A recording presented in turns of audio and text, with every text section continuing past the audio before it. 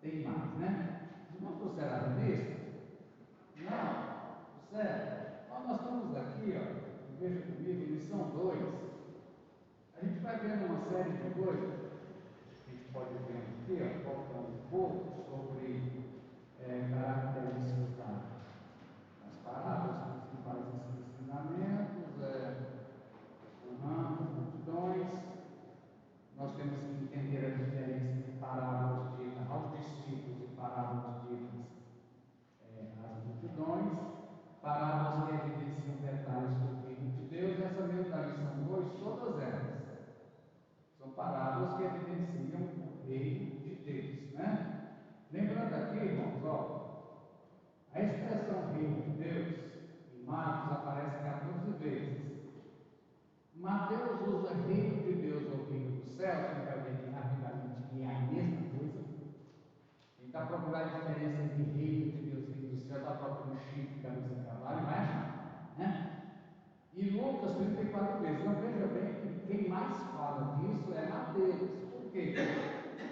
Porque Mateus é o evangelho do reino dirigido aos judeus que esperavam o reino. Os outros, os gregos, os romanos, não esperavam nem o reino de Deus. Então ele já, né? Muito bem. E nós temos aqui parábolas que revelam o poder da palavra. Aí vem, né? Deixa eu ver aqui se fala alguma coisa que fala diferença entre. Muito bem. A lição 2, a gente já viu, são 3 parábolas, irmão. Em Marcos, e aqui também em Marcos também tem. E a gente já viu essa aqui, da semente que cresce dia e noite sem diminuição. Agora, tem 2 parábolas seguidas, irmão, que é interessante. Em Mateus e Lucas, elas aparecem juntas, que é a parábola do grão de mostarda e a parábola do fermento, que a mulher mistura uma quantidade de farinha. Marcos só tem uma, a da mostarda. Agora, Mateus e Lucas têm as 2 juntas. Porque é o seguinte, irmão, nós temos coleções de parábolas. Mateus 13, por exemplo, é uma série de parábolas. A gente entende que Jesus não falou todas aquelas parábolas de uma vez. As parábolas são ditas no contexto, a história de alguma coisa. Mas então, para não se perder, então se fez coleção de parábolas. Então nem sempre, agora essas 2 aqui se entende que de fato Jesus deve ter falado as 2 juntas, porque o assunto é o mesmo, aparentemente, que é a da mostarda e a do pão, né? Da massa de farinha fermentada. Então, irmãos, aqui, contores. Eu fiz aqui para a gente ver como é que é interessante essa questão. Deixa eu ver. Vou mostrar aqui. Ela tem Marcos. Por que eu ponho Marcos antes de Mateus? É porque, na verdade, para efeito de estudo, o primeiro evangelho que foi escrito foi Marcos. E até se sabe que Marcos foi o protótipo. Tanto Mateus como Lucas usaram o evangelho de Marcos como base e aumentaram, né? E também se sabe, irmãos, que o evangelho de Marcos foi, na verdade, ele é o evangelho de Pedro. Não aparece esse nome. Marcos não era apóstolo, não tinha essa autoridade, nem os conhecimentos, mas Pedro não era rude de escrita. Provavelmente, Pedro era igual aqueles irmãos que dizem assim: não assina aqui na ata. Ele não assina, ele desenha letra por letra. Não sabe o que é, né? Que é o alfabetizado funcional, chama? É funcional. Ele aprendeu a fazer o nome para coisa à parte, ou para outras coisas que interessam o governo, mas na verdade ele tem pouca leitura, e se for para escrever ele não consegue. Pedro era alguém assim. E o livro de Atos e outras coisas nos mostram que o jovem Marcos, que provavelmente, sabe aquele rapaz que estava só com um lençol quando eles prenderam Jesus, tomaram o lençol e saiu, né? Diz lá totalmente, mas se fosse hoje, pelo menos uma sunga, uma cueca, devia ter, que era Marcos. Então, irmão, foi o primeiro, foi a base. Quando você vai fazer uma tese, todo mundo aqui já fez trabalho, fez TCC, essas coisas, você tem aqueles livros, a bibliografia, não tem? Você tem os livros que você pesquisou para fazer o seu escrito. Então, irmãos, a conclusão é que Marcos foi a bibliografia original. Então, eu coloco Marcos primeiro, depois Mateus e depois Lucas, né? Então, nós temos aqui, veja como é as três maneiras como a mesma parábola, ela é registrada em cada evangelho. Em Marcos diz, novamente ele diz, assim que Marcos diz, já Mateus diz, e contou-lhes outra parábola. Já em Lucas diz que Jesus fez uma pergunta, então Jesus perguntou, aí você diz, mas uai. Irmãos, o que a gente tem que ver é o conteúdo da parábola. A gente precisa de enquadramento, porque Mateus e Marcos colocam essa parábola nas coleções de parábolas. Lucas coloca depois de uma cura. Vamos repetir isso aqui, irmão, para você entender. É cansativo, mas tem que repetir a exaustão. Os evangelhos, eles são evangelhos segundo Marcos, evangelhos segundo Mateus, evangelhos segundo Lucas e evangelhos segundo João. Ou seja, não é uma reportagem, irmão, sobre o que Jesus fez e falou. É uma tese. Os evangelhos são teses. Eles querem convencer o leitor. Quem escreve está pensando em quem? Acho que é no leitor. Alguém aqui é escritor?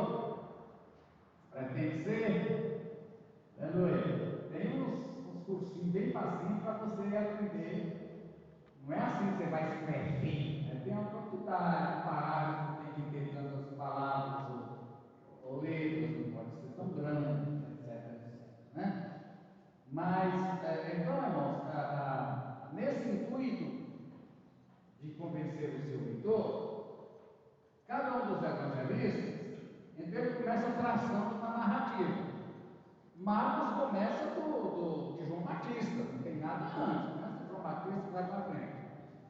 Aí, irmãos, o escritor tinha à disposição dele uma quantidade de milagres, uma quantidade de parábolas, uma quantidade de doutrina, e ele vai organizar esse material de maneira que fortaleça a sua argumentação de convencer o leitor daquilo que ele quer falar. Então, por exemplo, aqui, Marcos e Mateus coloca na coleção de parábolas. Lucas coloca depois de um milagre. Quer dizer, Lucas vem escrevendo com o seu intuito, né? Qual é o intuito de Lucas, irmãos? Lucas é o evangelho escrito aos gregos. Os gregos, irmãos, até hoje, né? Era o modelo de homem perfeito. Olimpíada, vem de Olímpia, local onde se tinha. Então, principalmente, eles pegavam muito na cultura física, o pessoal da academia, etc. O homem perfeito, etc. Então, Jesus é o homem perfeito. Ele vai dizer que Jesus, fisicamente, intelectualmente, emocionalmente, profissionalmente, de todas as mentes que você quiser, e Jesus é o homem perfeito. né? Então, na sua narrativa de convencer o seu leitor grego, acostumado com filosofia, né? Uma filosofia é uma coisa que questiona. Filosofia é tudo que você apresenta para o filósofo, ele questiona, mas é mesmo? Tem certeza? E coloca algumas dúvidas, né? Então, Lucas coloca ali, então veja bem. Por isso que diz aqui, ó. Agora, então Jesus perguntou, irmãos, vocês que são professores, vocês devem saber disso. Quem é que inseriu na cultura humana um método de ensino através de perguntas? Ele ensinava fazendo perguntas. E à medida que os seus alunos ou discípulos respondiam, ele fazia outra pergunta. Quem lembra como é que chama esse método? Socrático. É isso, Exato? Socrático. Então, irmãos, que é a descoberta da verdade. E até hoje se entende que melhor do que você entregar a verdade para o seu aluno, é você ajudá-lo a chegar à verdade. Então, aqui, o vento derrubou o copo da oferta. Ainda caiu isso para cá, resolveu o que eu fiz ali derrubar. Até tem cabeça. Mas veja bem, ó. Vocês estão entendendo? Vocês estão entendendo? Por que Lucas coloca Jesus como mestre socrático? Por que simplesmente Marcos, novamente ele diz, e já Mateus diz, é parábola. Mateus é o único que diz assim, isto é uma parábola. O que é uma parábola, irmãos? É uma figura de linguagem. Mateus escrevendo para os judeus, o judeu é mais rude de entender as coisas. Se bem, irmãos, que aqui nós não temos exatamente uma parábola. Aqui em Mateus até que tem. Mas, irmãos, Marcos, aqui Marcos, com que compararemos? E Lucas, com que se parece? Com que comparareis? Isso aqui é o que, irmãos? Como é que chama? Uma comparação. Que o nome da figura de linguagem é símile.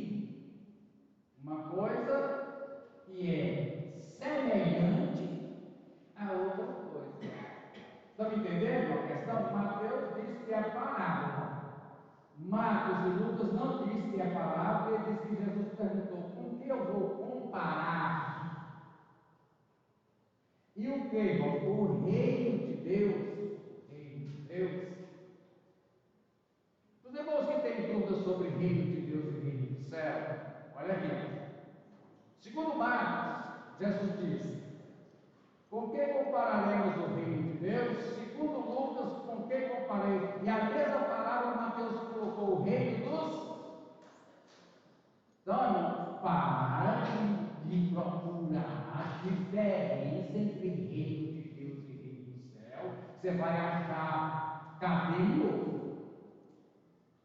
Tem uns que vai dizer assim, não tem. A gente repetiu para você que como Mateus escreve para os judeus, e os judeus fazem o possível para não pronunciar o quê? O nome Deus. Aí eles falam sexo, para evitar aquele mandamento, não tomarás o nome, se bem que não seria em vão. Mas o mandamento quer dizer assim, a gente ficou quase a aula passada toda nisso. Não use o nome de Deus, o sangue de Jesus ou coisa parecida, a não ser que não tenha outra maneira de você falar. Não é para estar falando. Isso banaliza. Quando a coisa se torna banal, ela perde o valor, né? Então, veio aqui, irmãos, Mateus chama reino do céu. Aí diz assim, então, na verdade, a gente tem aqui uma comparação. Como nós estamos tentando aprender gente está querendo fazer, deixa eu repetir isso aqui, né? O que é que nós estamos tentando aprender, irmãos, com esse estudo das parábolas? Foi um método tão eficiente, usado não só por Jesus, vimos na aula passada, por todos os grandes mestres da antiguidade, um método eficiente de comunicar o Evangelho. E que nós, então, vamos aprender com Jesus. Como é que nós vamos comunicar o Evangelho? Podemos fazer uso do que aqui, irmãos, aqui chama de comparação. Compare as coisas. Verdades espirituais, compare com coisas do dia a dia. Está entendendo, irmão? Compare. Faça uma comparação. E Jesus fez, né? E aqui descomporizou outra parábola. Aqui Jesus é o mestre socrático ensinando através de perguntas. E com que se parece, com que compararei? Com que compararei? Aqui me mata o reino dos céus. É como, de qualquer maneira, como assim? É como. Estão me entendendo? Jesus usava fazer comparações com coisas que as pessoas conheciam. Então, irmãos, no caso aqui também, Marcos também diz, ó, que parábola usaremos para descrever. Aí você fica perguntando, nossa, qual foi desse jeito aqui que Jesus falou mesmo? Jesus falou do jeito que está em Marcos? Ou ele falou do jeito que está em Lucas? Ou ele falou do jeito que está em Mateus? Vamos entender uma coisa, irmãos, os evangelhos, dificilmente você encontra, ele chama de ipsíssima voz, a fala do jeito que está na boca de Jesus. Dificilmente você encontra. Então, o que nós temos, irmão? Nós temos o Evangelho de Marcos aí depois do ano 50, Mateus pelo ano 60 e pouco, Lucas lá pelo ano 70. E você sabe como é que o Evangelho foi divulgado durante esses 30, 40 anos? Oral. Oral. Os irmãos ouviam contar um milagre, ouvia contar uma parábola e saía contando. E aí, irmãos, em cada comunidade, veja bem, em cada comunidade, a parábola ganhou uma roupa diferente. Mas, irmão, se eu trocar a roupa do Renato, ele deixa de ser Renato? Deixa não. Se você trocar de roupa, você deixa de ser Renata? Não. Por isso, irmãos, que as parábolas elas têm uma mensagem central. Elas não são alegorias. Você sai procurando detalhe na vestimenta da parábola, na parábola em si, né? E aqui, irmãos, então Jesus usa, é como um grão de mostarda, que é a menor semente que se planta na terra.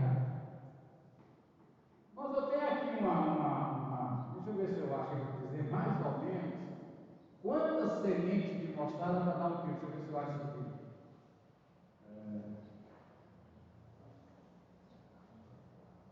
Que é parte cultural, isso aqui tem tudo, quer ver?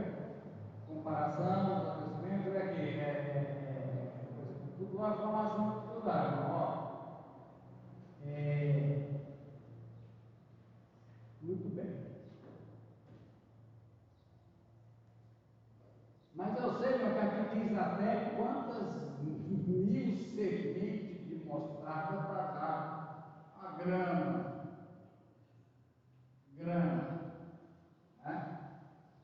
E eles conheciam bem essa semente, Jesus usa aqui.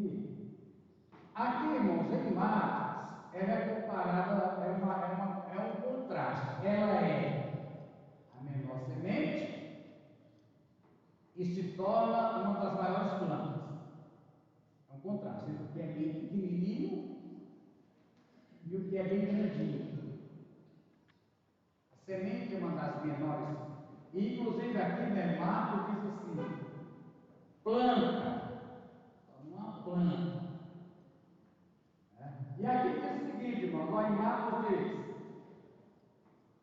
é a menor semente que se planta na terra. Agora já em Mateus diz, é como um homem que plantou a semente aonde? Como é que diz Mateus? Aqui, ó. Mateus diz que a semente foi plantada aonde? No campo. Lucas diz que a semente foi plantada aonde? Barroso, mostarda é horta ou é campo? Mostarda é coisa que se planta em horta ou se planta no campo? É horta. É horta. Bom, Jesus falou horta, Jesus falou campo. Não fica atrás disso, não. Quer dizer assim, você não vai, com todas as diferenças, presta atenção. Um diz que foi na horta, o outro diz que foi campo, e já Marco diz que foi aonde? Na terra. Vai, claro que na terra. Bom, tem que o corpo, né? Então, mas foi na terra, foi no campo. Aí, quem quer alegorizar, acha chifre e cabeça de cavalo. Na terra quer dizer, a horta é dentro da igreja. Olha que olha o perigo. Irmão, plantar na horta é plantar dentro da igreja. Plantar no campo é evangelização. Presta atenção na alegorização. Não vai atrás disso. A mensagem aqui é a comparação entre o tamanho da semente e o tamanho da árvore que ela se torna. É só isso. Está entendendo bem, irmão? Essa é uma regra muito simples. Você tem uma verdade central. Fala, o que quer falar? Ela é tão grande que os passarinhos fazem ninho, eu acho que não faz. Eu nunca vi um pé de mostarda.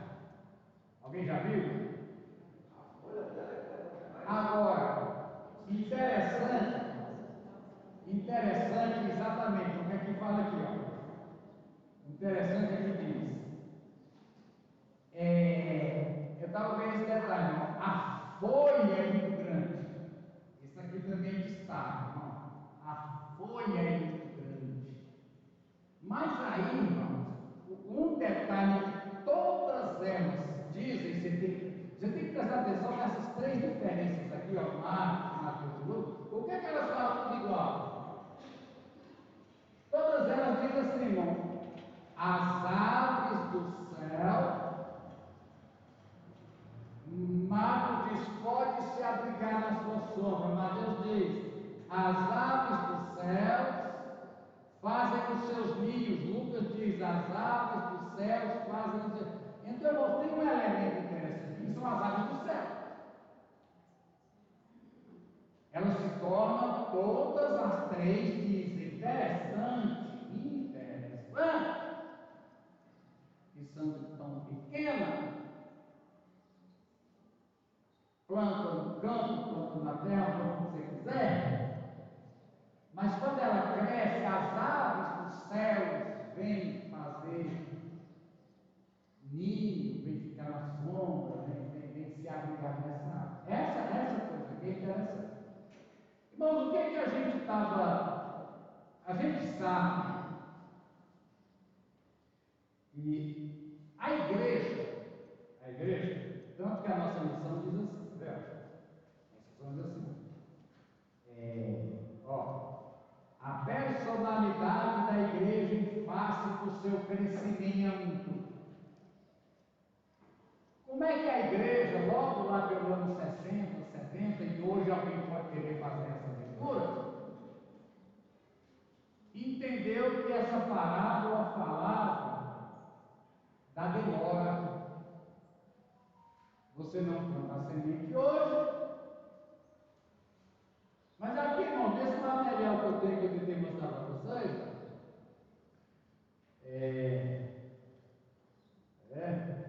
formações culturais. Irmão, aqui, ó, essa semente germina em 5 dias.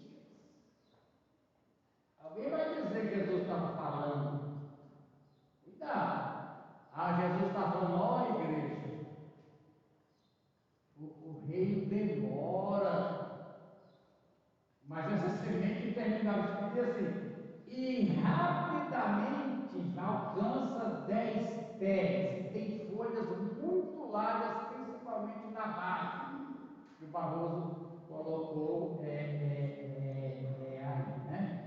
Muito bem. Então, irmãos, cuidado com essa aí, que a gente sabe aqui o que Jesus está falando, né?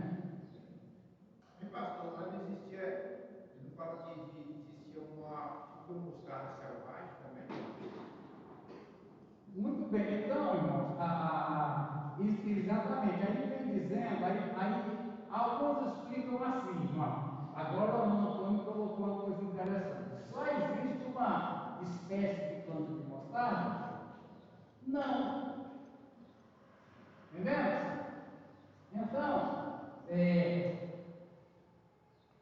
Porque a de horta mesmo, que eu já plantei muita horta, nunca aconteceu de ver assim, a possibilidade de um pássaro fazer ninho numa mostarda de horta, né? Os galhos são finos. Os galhos são finos, né? Então, por isso que há essa divergência aí entre um evangelho e outro. então, talvez Marcos entendeu, ou melhor, Mateus, quando disse que plantou no campo, Falou da selvagem. ele estava entendendo que Jesus falou de um tipo de pé de mostarda. E aqui o que acontece, irmão? Talvez em Israel, quando Mateus, presta atenção aqui, irmão, quando Mateus escreve para os judeus, ele fala dessa mostarda que planta no campo. Até porque, irmãos, você vai procurar nele, era proibido misturar semente na horta. Eu estava vendo com o Barroso viajando dentro da casa, a gente aprende tanta coisa, os problemas que é criar animal misturado. Né, Barroso? Cria porco com galinha, com gato. O Antigo Testamento falava disso. Também, irmão, de misturar sementes na mesma horta, não podia não. Eu não entendo de terra, mas podia ter um motivo aí também. Então, irmãos, no campo é livre, mas na horta não. Deus é o maior lavrador do mundo e não mistura semente, por exemplo, de duas mostardas. Não plantam na mesma horta, viu, Antônio? A mostarda selvagem e a domesticada. Não, Deus fala assim, não faça isso. Motivo. Agora, como Mateus talvez ir lá em Israel, atenção, lá em Israel, é bom ver por que Mateus fala no campo, Lucas fala na horta, que talvez em Israel a mostarda que se cultivava era essa que plantava no campo, entendeu? Já Lucas escrevendo para os gregos, na Grécia, que não tinha lei sobre plantar semente nem nada, a mostarda que se cultivava era a mostarda de horta. Marcos diz na terra, que é na terra mesmo, não tem hidropônica, era na terra mesmo. Mas até isso aí sim tem. Então, mas você pergunta que Jesus falou qual? Olha aqui a coisa, irmão. Mas aí, Jesus falou qual mostarda? Jesus falou essa que Israel se planta no campo? Ou Jesus falou essa que na Grécia se planta na horta? Então, irmãos, nós temos o Evangelho já contextualizado. Por exemplo, Lucas, quando fala da ressurreição do filho da viúva de Naim, diz que eles vinham trazendo um rapaz do esqui, que é o caixão. Lucas escreveu para os gregos. E Jesus tocou no caixão. Irmão, Israel não usa caixão, não. Israel não se enterra a pessoa na terra. Israel, naquele tempo, as pessoas eram colocadas igual Lázaro. Eu pesquisei aqui sobre a mostarda, diz que lá em Israel a mostardeira tinha 3 metros de altura. Em Israel. Isso. Muito bem, ó, 3 metros. 3 metros, não é igual a nossa não. A do campo e a da horta, é isso mesmo que você está A falando. da horta é menor. É a menorzinha, a do campo é essa aí. Então, como Jesus é judeu, Mateus é judeu, escrevendo aos os judeus? Que diz que é uma árvore grande, Semente preta. ó, variante preta. Semente preta. Inclusive aqui, Davi, acabei de ler aqui, a mostarda preta, mas muito identificada é a questão como mostarda preta. Aí, Davi, você escreveu antes, não, né? Black mostarda, que o nome significa é clássica negra. Pastor, Hã? nosso tempero tem a mostarda branca. Então é a da hora. É. Uhum. A nossa mostarda. Aqui diz o seguinte, irmão, Marcos, aqui ó, Marcos diz assim, ó, na verdade, essa que Marcos cita, aqui diz aqui, ó, quer ver? A de Marcos diz assim, se torna uma das maiores plantas. Essa aqui não vira uma árvore. Olha, presta atenção, irmão, planta e árvore é diferente. Correto, Alex? Planta. Árvore é uma planta, mas assim, ó. Marcos diz, se torna uma planta. Mateus diz, se torna uma planta. Já Lucas, escrevendo aos dedos, diz, se torna uma árvore.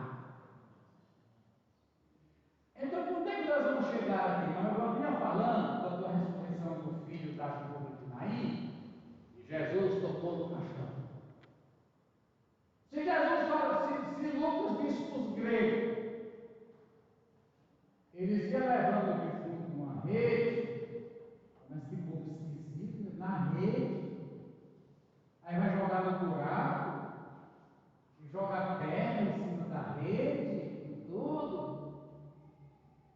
Então, irmãos, o evangelho, presta atenção quando você for pregar. Nós estamos aprendendo com os evangelistas. Muitas das coisas não podem dizer a palavra original, porque eles querem que o seu ouvinte entenda. Eu não podia colocar o homem na rede, ia gerar tanta pergunta, que pelo costume grego, o Lucas achou mais fácil ele levar o rapaz no caixão. Ah, então tá, preciso explicar. Mas não tinha caixão. Eles não enterravam no chão. Pegava, enrolava igual a múmia, né?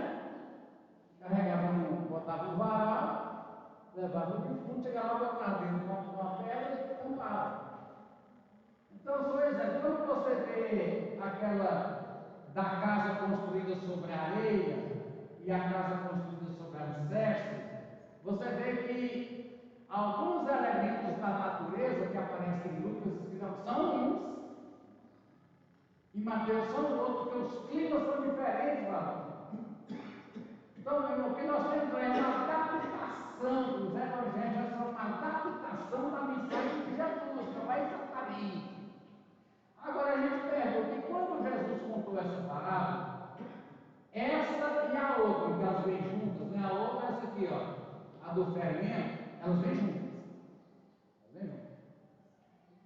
Fazemos a pergunta, e o ouvinte original de Jesus? Qual era o? Porque Jesus nunca teve pregando para a igreja do ano 70, preocupado que ele estava demorando para voltar. Jesus nunca fez isso, ele pregou para quem estava ouvindo ele.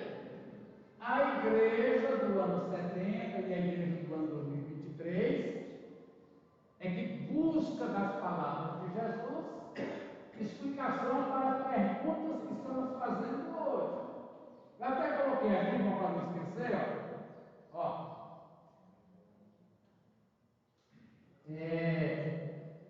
Irmão, o que foi que os discípulos de João Batista, onde é que estão os discípulos de João Batista aqui, hein? Em Mateus 11, deixa eu ver se é. Mateus, deixa eu ver aqui se é. Mateus 11. Deixa eu ver aqui.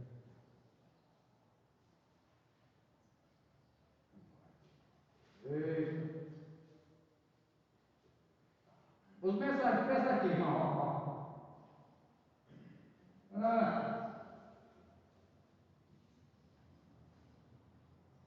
João Batista estava na cadeia. Essa aqui é a linguagem de hoje. Quando ouviu falar do que Cristo fazia, mandou que alguns dos seus discípulos fossem perguntar a ele. Irmão João Batista, alguém, irmão João Batista na cadeia chegou a duvidar que João Batista nunca teve dúvida. Os discípulos é que tinham. Qual era a dúvida, irmão? O Senhor é. Ou devemos esperar outro? Tudo Jesus. Você é ou não é? Porque João Batista avisou que o Senhor é. João Batista avisou: ei, o Cordeiro de Deus, esse é o Messias esperado, é ele, eu sou só uma voz que clama, é ele. Nesse meio tempo, irmão, já tem quase 3 anos. 3 anos. Meu Deus, nós estamos com 2023. E uns 2013, uns 2 anos, que João Batista foi preso lá pela metade do segundo ano do ministério de Jesus. E Jesus fazendo. E o que parecia a ideia deles do Messias? Qual era, irmãos? Que vinha estabelecer um reino quando? A ideia deles é que o reino seria estabelecido quando pelo Messias? Imediatamente. Aí já tem 1 ano e meio que Jesus está pregando e falou: cadê o reino desse homem? Com 1 ano e meio. Cadê o reino desse homem? Ô João, eu acho que o senhor enganou mesmo. Não, nós estamos aqui, ó, já tem um tempão. Então, irmão, Jesus respondeu: voltem e contem a João que vocês estão vendo. Diga que o cego veio, estou estudando, estou curado, os surdos ouvem, os bons estão os pobres recebem o evangelho, e felizes são aqueles quando os discípulos forem embora, Jesus falar de João, etc. Né? Muito bem. Aqui vem então, irmãos, para o seu auditório, que está me perguntando: escuta, Jesus, o senhor é ou não é? Não estão vendo nada. Não estão vendo nada.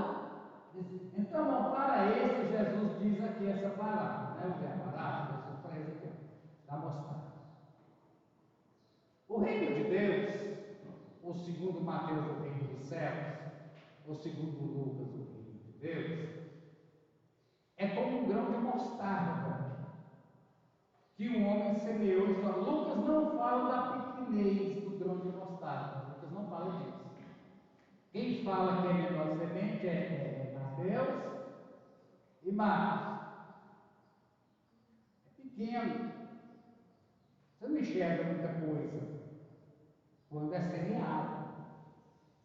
O reino que eu estou trazendo, vocês não estão vendo nada. Pois é, ele está vendo o grão de mostarda. Por isso que eles estão vendo. Agora, essa semente, ela tem vida. E essa semente, Jesus podia dizer até que ele era a semente. Tão pequenininho. A sua mensagem é assim. Só que ela tem em si o DNA de crescer. Então, vocês não estão vendo, mas a semente está sendo semeada e ela vai crescer. Seria mais ou menos isso, irmãos, lá para o auditório original de Jesus. Jesus, nós estamos querendo ver. Cadê? A semente está plantada. Ela é miúda, mas ela se tornará também. Agora, irmãos, sobre as sementes aplicada às aves do céu, deixa eu te mostrar aqui uma série de coisas. Jesus não está falando algo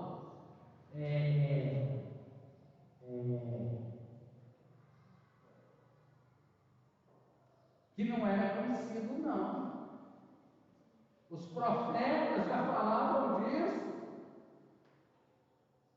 O que Jesus está fazendo é falar em linguagem coloquial, usando ilustração do dia a dia deles. Ezequiel é difícil de interpretar. Você já leu muito Ezequiel? Vai falar de Ezequiel para uma multidão de analfabetos. pessoas sem cultura, sem letra, sem entendimento. E Ezequiel 17, bora pegar para você ver, Ezequiel 17.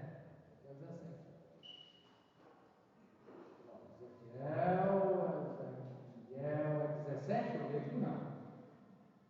Ezequiel 17. Ezequiel 17, 2. Assim diz o soberano Jeová. Ezequiel viveu antes de Jesus quanto tempo? Foi lá nos 600 anos. Eu mesmo apanharei um broto bem do alto de um cedro e plantarei. Arrancarei o rebovo terreno dos seus ramos mais altos e o plantarei. Nos montes altos de Israel eu plantarei. Ele produzirá galhos e dará frutos e se tornará um cedro dos pássaros de todo tipo se alinharem nele e encontrarão abrigo à sombra dos seus galhos. Por que Marcos diz assim, ó, vem se abrigar à sombra. Mateus e Lucas diz, vamos fazer ninho. Onde é que nós estamos, irmão? Nós estamos aqui Jesus está falando, irmãos, o que é a árvore, o que são os galhos? Agora aqui tem alegoria, o que são as árvores? A árvore é Israel. Eu vou pegar um galho de cedro, vou plantar. Eu mesmo vou plantar. Plano de Israel, a nação de Israel. Ou de Oliveira. Em Romanos 11, irmão, não vamos esquecer disso nunca, irmão. Romanos compara Israel e a igreja com Oliveira.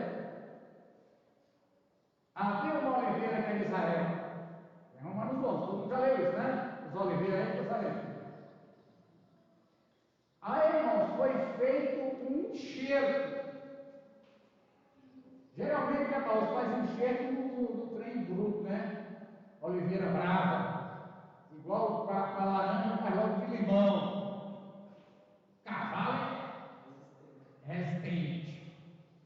Então, irmão, pega uma oliveira brava e enxerta a oliveira mansa. Aí vamos lá, vamos. A igreja, irmãos, é um enxerto em Israel. Lembra disso? O Antigo Testamento, com suas cerimônias de sacrificar animal, de derramar sangue de animal, de ter festa de sábado, festa de lua nova, Pentecostes, isso aí não existe. Mas a igreja é enraizada em Israel. Se fala que a nossa cultura ocidental é uma cultura judaico-cristã. Você sabe o que sabe? Todos sabem, sabe? Nossa cultura é judaico-cristã. Os nossos valores conservadores, que se chama hoje, né? Vou botar vocês aqui, vocês são a parte mais bonita da história. Sobre família, sobre relacionamento de homem e mulher, respeitar filhas, relacionamento, inclusive, estava falando com o pessoal que vai casar ainda, que vai em casa, o homem quando casava em Israel, todo homem tinha que ir para o exército, a partir dos 30 anos, só casava depois dos 30 também. Aí ele era dispensado 1 ano ou 2 anos no exército para fazer a casa, para morar. Em casa, tinha que ter casa. Vamos casar? Vamos marcar a data? Não marca tanto tempo que é o tempo que eu tenho que fazer a casa. Tinha que fazer. Então, nós temos dessa herança. Então, veja bem, irmãos. Aqui tem uma espécie de uma alegoria. Essa árvore é Israel. Lá em Ezequiel. Árvore. As árvores somos nós.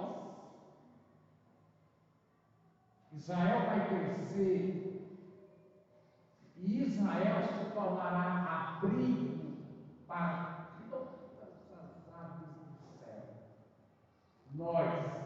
que não somos.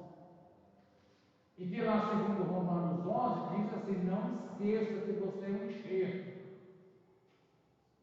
E falando da restauração espiritual de Israel, diz: você já pensou? Um dia vai ser tirado desse enxerto e a água natural brota. Se tirar o enxerto, a água, imagina. Isso, irmão, vem falando, a igreja de Deus, nós assim, aceitamos o Antigo e o Novo Testamento.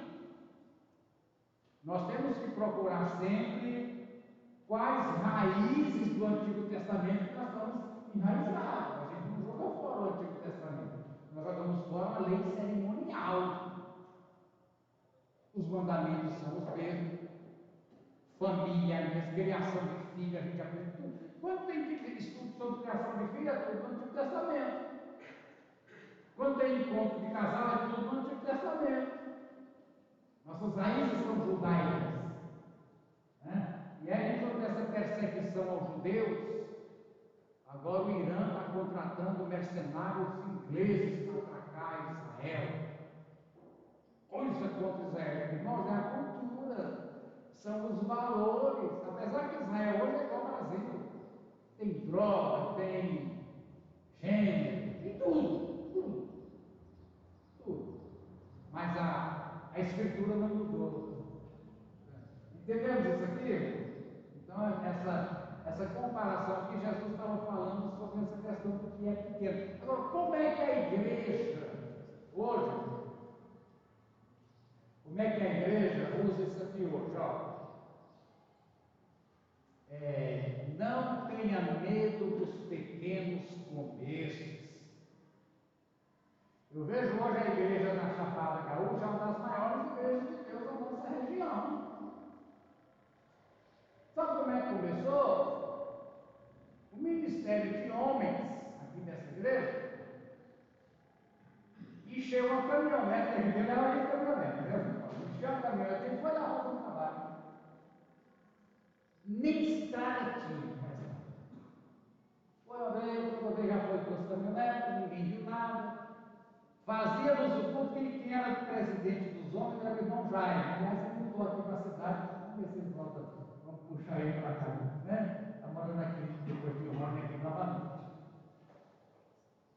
E eu era secretário, fazia ata de cada ida, quantas pessoas que foram, que hora que saiu, a mensagem que foi pregada lá era tudo pequenininho.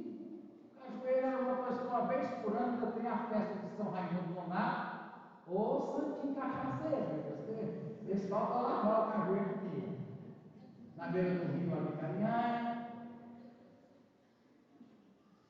Fazíamos tudo num barzinho, num barzinho.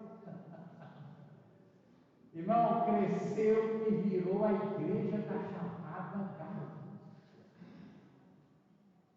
Inclusive, irmão, nós temos alguma dificuldade sobre missões, que deixa eu falar agora. Você vai às vezes na região nacional, irmão, a igreja que abriu um trabalho, porque a próxima que abrir agora é no Catulé, com Deus deve. Ah, irmão, se fosse em Salvador, eu sei que o pastor Espertinho vai escutar isso aqui.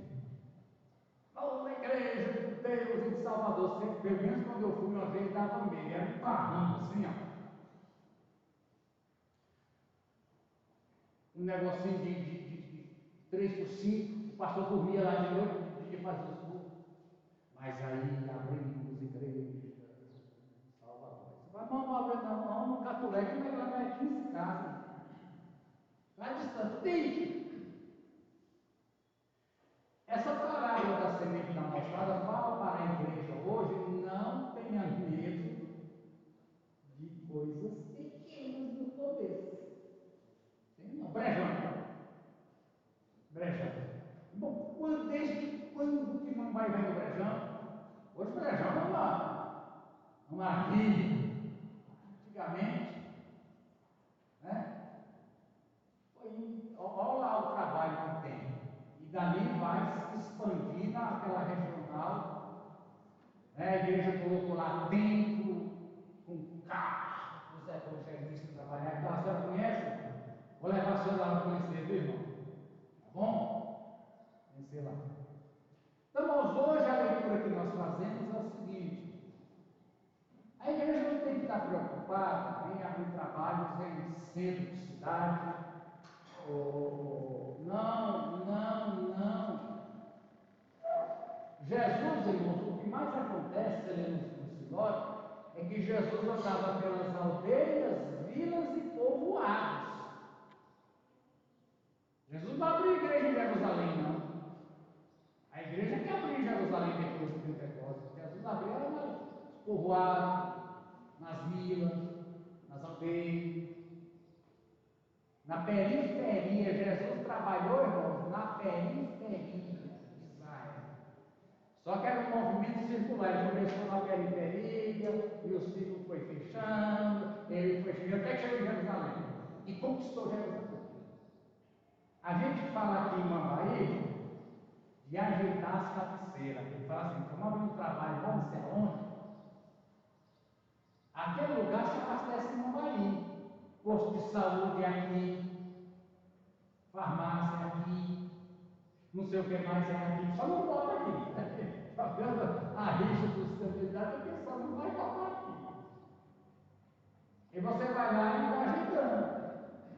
Cabeceira, periferia, vai chegando. Então, mas a mensagem dessa parábola para nós hoje é o seguinte: não fique olhando o começo grande, nós vamos abrir igreja numa rua importante, vamos pôr carro de som, trazer 20 ônibus de irmãos de todo lugar, estrondar. Nós vamos juntar aqui 10 irmãos e vamos lá no Catué. Não tem carro de som nem som. Vamos. Correto? Não tenha medo disso. A semente ela é pequena, mas quando ela cresce, ela cresce. Amém? Então, irmãos, aqui, deixa eu te mostrar aqui, a gente terminar, como são duas, deixa eu ver se eu não tenho mais. Muito bem. A outra, irmãos, que vem junto, que é gêmea, é do fermento. Ó, Mateus diz assim, só tem Mateus e Lucas. Marcos não traz essas duas parábolas germinadas uma com a outra. Como Mateus e Lucas trazem, elas querem dizer dois tipos de crescimento que o reino tem. A parábola da mostarda, atenção, fala do crescimento no sentido de expansão, e vai abrigando, e vai chegando passarinho, entendeu? É a expansão da igreja. A parábola do fermento não é diferente. A parábola do fermento fala de um crescimento de dentro. É o que o comunismo chama de revolução cultural. O crescimento através da infiltração na cultura. É muito importante nós termos professores crentes nas escolas. É muito importante nós termos, como aqui em Mambaí, vereadores.